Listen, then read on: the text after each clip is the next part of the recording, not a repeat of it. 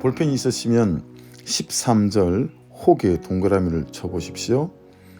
그리고 14절에 내 얼굴을 찾으면 거기에도 동그라미를 해보시기 바랍니다. 혹, 이것은 원어로 hen이라는 단어입니다. 자, 보라, 감탄사 또는 강조 용법도 있으나 오늘 본문에서는 비록 뭐뭐 할지라도 라는 뜻을 가지고 있습니다. 그럼 보세요. 이렇게 됩니다. 비록 내가 하늘을 닫고 비를 내리지 아니할지라도 하나님이 그렇게 하신다는 것이죠.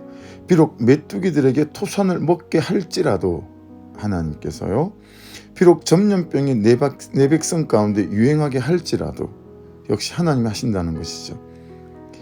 그런데 그럴 때에 내 얼굴을 찾으면 내가 하늘에서 듣고 그들의 죄를 사하고 그들의 땅을 고칠지라 라고 말씀합니다.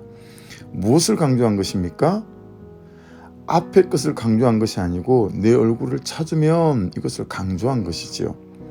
내 얼굴을 찾으면 구체적인 내용이 어떤 거죠? 첫 번째는 악한 길에서 떠나는 것입니다. 이것이 내 얼굴을 찾는 것입니다. 불순종에서 순종으로 돌아서는 것을 말합니다. 보세요. 우리는 가장 나중에 하거나 안 하는 것을 말씀은 가장 먼저 해야 하는 것이라고 말씀하고 있습니다. 우리는 기도도 하고 금식도 하고 울기도 하고 하지만 돌아서고 끊고 안 가고 안 만나고 이것은 흉내만 내거나 하다 말거나 안 합니다. 그런데 성경은 이것을 가장 먼저 말씀하십니다.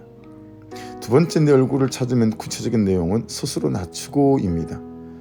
새가 날아가다가 날개를 접고 멈추다라는 뜻을 가지고 있는 것입니다.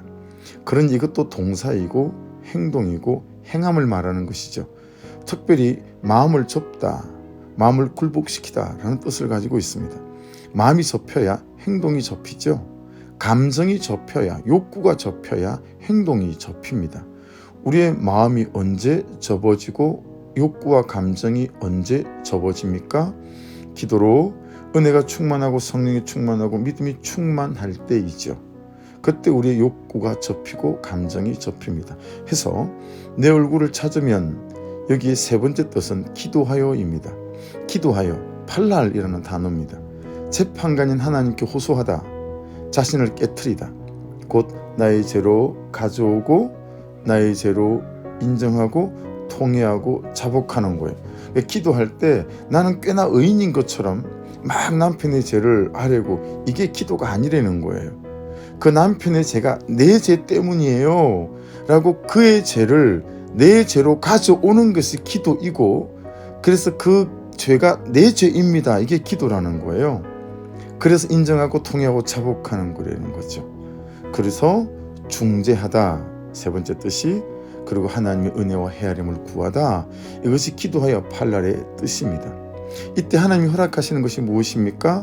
내가 하늘에서 듣고 그들의 죄를 사하고 그들의 땅을 고칠지라 말씀하십니다. 그래서 15절에 이제 이곳에서 하는 기도에 내가 눈을 들고 귀를 기울이니 이렇게 말씀하고 있습니다. 이유가 무엇입니까? 16절에 나옵니다.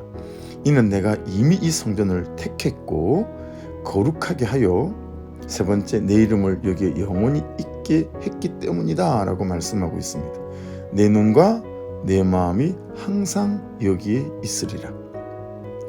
우리의 예배가 삶의 예배로까지 확장되었기에 삶이라는 예배, 그리고 가정이라는 예배, 또 직장에서의 삶이라는 이 예배 현장에도 하나님의 눈이 보시고 하나님의 귀가 들으시고 하나님이 함께 하실 것입니다. 그럼에도 불구하고 우리가 결코 내 눈과 마음이 항상 여기 있으리라 하나님 말씀하신 이 성전 교회에서 예배와 기도를 관가해서는 안 됩니다.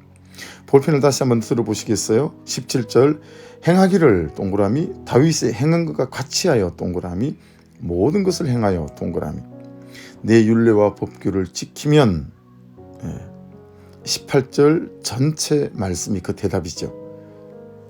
19절에도 돌아서서 동그라미 내 율례와 명령을 버리고 동그라미 가서 동그라미 다른 신들을 섬겨 동그라미 그들을 경배하면 동그라미 거기에 대한 대답이 20절 전체 말씀이죠. 가장 강조되는 것이 무엇입니까? 말씀이 아니에요. 말씀대로 사는 삶이에요. 말씀대로 행동하고 순종하는 것입니다. 바리새인들에게 제사장들에게 말씀이 없었습니까?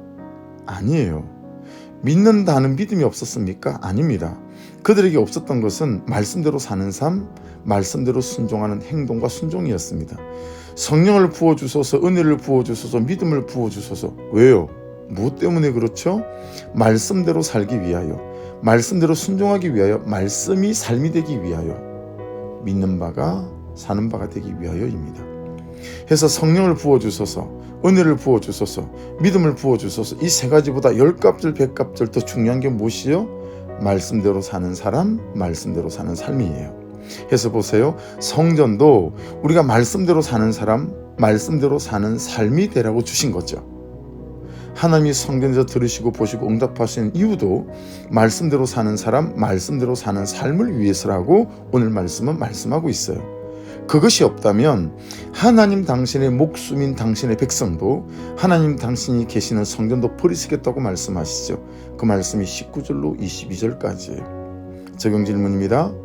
불순종을 이기는 성령 충만, 은혜 충만, 믿음 충만을 위해서 내가 만들어야 하는 영적인 습관, 규칙은 무엇입니까? 두 번째, 하나님의 얼굴을 구하는 나의 회개는 기도로 끝납니까? 행동으로까지 나아갑니까? 마지막입니다.